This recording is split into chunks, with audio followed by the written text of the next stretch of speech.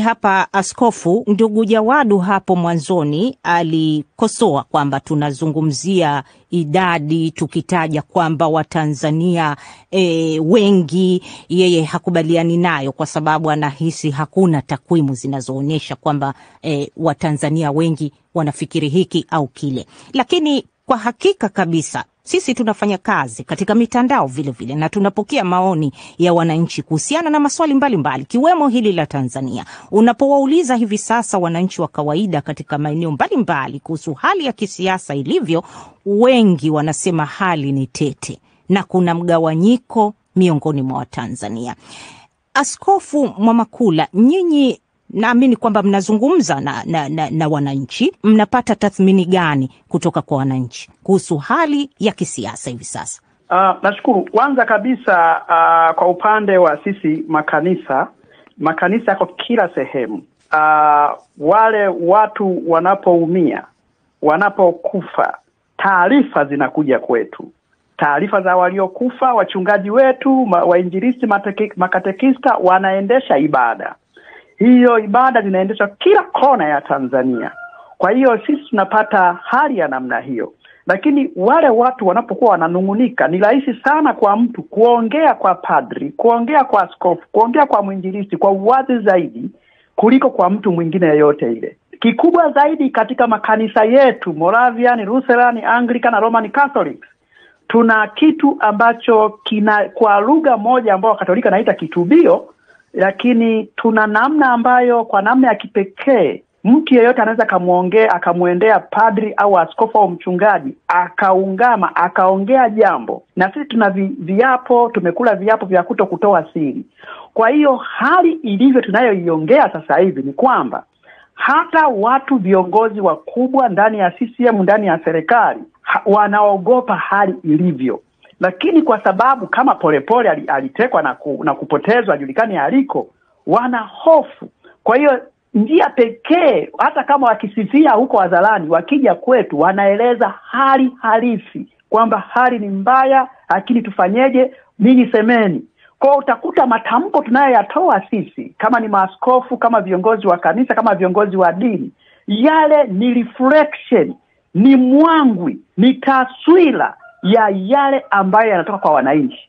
Kwa hiyo ya kwetu sisi sasa hivi hali ni mbaya, na kama ni hali mbaya tayari hatuhitaji kutoa matamko mapya. Tayari matamko yetu yametolewa. Wewe ametolewa na TEC na KKT na nani, yametolewa ni kanisa, ni matamko ya kanisa yale.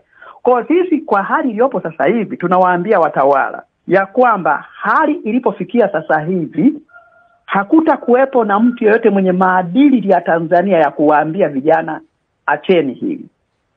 Vijana wamechukua sheria mkononi, kwa sababu washika sheria hawaaminiki tena, hawaamini. Tumefika mahali sasa ambapo hata vijana waliokimbilia kwenye kanisa, kwa mfano hapo Kimara, kanisa la Wasabato, vijana wakakimbilia kujificha kule, wale wadunguaji wakawafuata, akawapiga risasi ndani ya kanisa. Sasa katika mazingira hayo ni hali mbaya. Haya, huyu ndugu anasema sijui nani kafanya takwimu.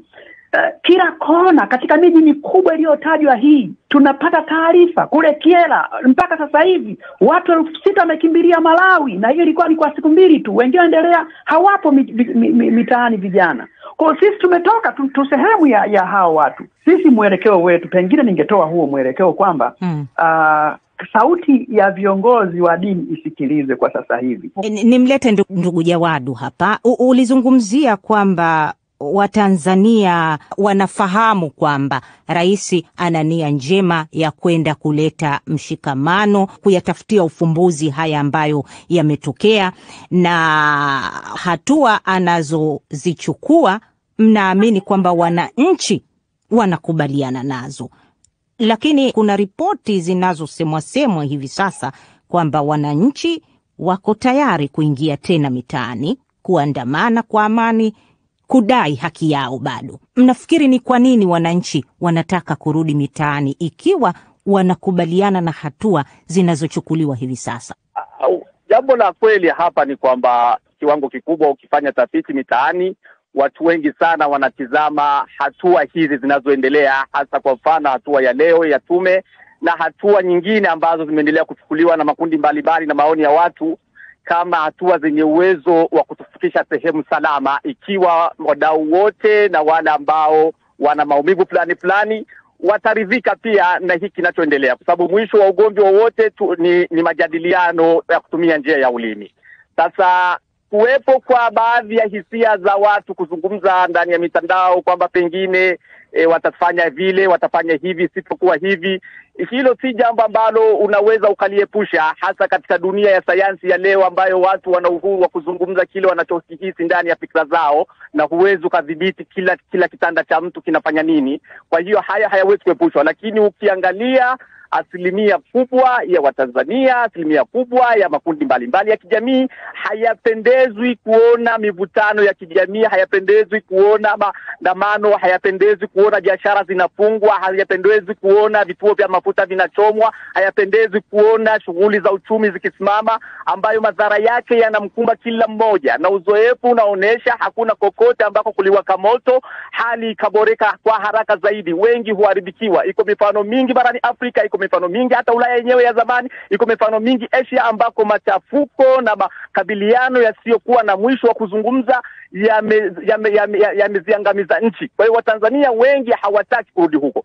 Kilichotokea 29 watu wamekiona, na wanachokitarajia wengi ni kutumia ulimi kwa viongozi wetu kama ambavyo wameanza, kwa wadau mbalimbali, kwa vyama vya siasa, hata ndugu Heche mwenyewe ambaye yeye anafahamu muhimu wa amani, anafahamu muhimu wa utulivu katika nchi, katika kujenga uchumi imara ambao huwa anaulilia wakati wote. Haya yote hayawezi kupatikana katika makabiliano.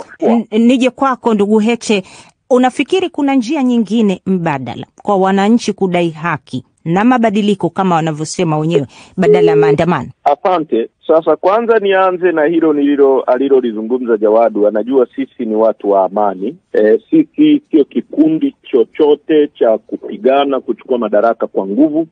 Sisi ni watu tunataka kutumia njia za kidemokrasia kuingia kwenye madaraka. Na katiba yetu inasema ibara ya 8, msingi wa mamlaka na madaraka yote ni wananchi. Sio watu kutumia silaha kama Rais Samia alivyotumia silaha kujiweka madarakani yeye mwenyewe kwa uchaguzi ambao haujakuwepo. Kwa hiyo hilo lieleweke. La pili, kuhusu maandamano, katiba yetu na sheria yetu ya vyama vya siasa ya mwaka 92 inaruhusu maandamano kama njia mojawapo ya kuonesha kwamba wananchi hawana haki. Na hii ni njia kongwe sana, dada Mwasimba.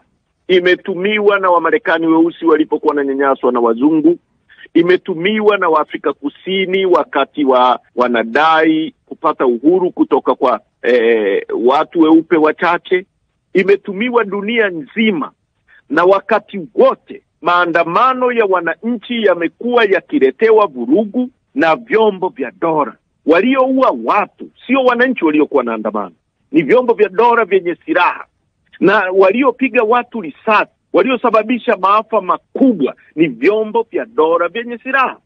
Kama vyombo vyetu vya dola vinaweza kuwalinda wananchi wakafanya maandamano yao kwa amani, kama katiba yetu inavyosema, kama sheria zetu zinavyosema, wananchi watafanya maandamano na watarudi kwenye majumba yao.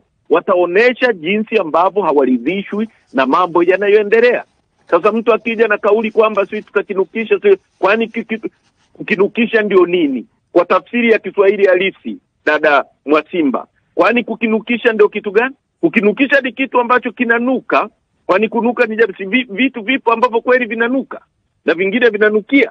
Kwa mimi nafikiri ni watu wasikae kwenye denial, state of denial. Serikali iliyopo ambayo haijachaguliwa ielewe kwamba kuna tatizo, na hili tatizo halijazungumzwa jana. Tumesema wakati wa serikali za mitaa ambapo uchaguzi wakina Jawadu walipora uchaguzi. Sawa. Tumesema 2020 ambapo uchaguzi uliporwa.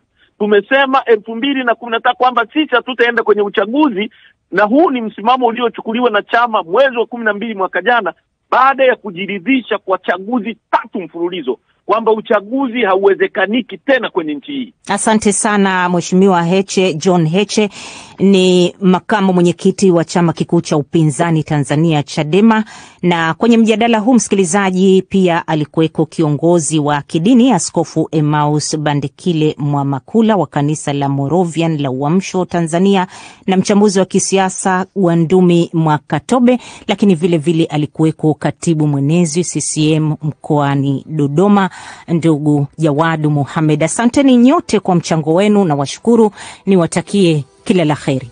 Asante sana.